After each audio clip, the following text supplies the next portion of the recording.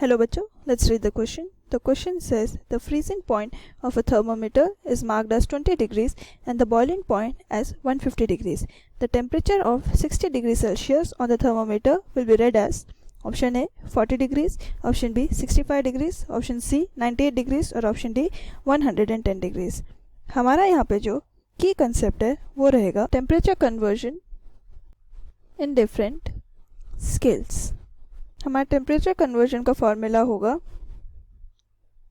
Of A minus freezing point of A divided by boiling point of A minus freezing point of A. That will be equal to temperature of B minus freezing point of B divided by boiling point of B minus freezing point of B. ये हो गया हमारा temperature conversion का formula. हमें दे रखा है एक thermometer जिसको हम अज्यूम करेंगे x. तो x थर्मोमीटर का freezing point that is FP of x हो जाएगा हमारा 20 डिग्रीज जो यहाँ दे रखा है. बॉइलिंग पॉइंट हो जाएगा x का 150 डिग्रीज. हमें पूछा है कि डिग्री सेल्सियस के स्केल में जो 60 डिग्री सेल्सियस जो वैल्यू होगी उसका हमारे x थर्मोमीटर पे क्या वैल्यू होगी.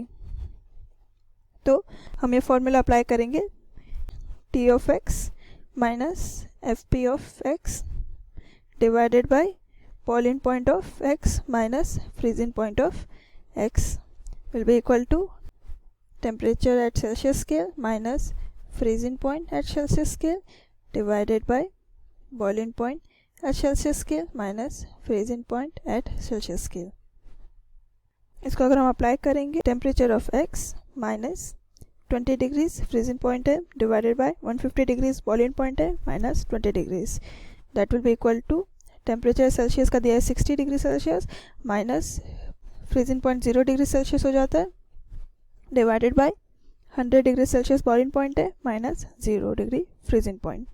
तो ये हो जाएगा Tx minus 20 divided by 150 minus 20 होता है 130 इक्वल टू 60 बाई 100.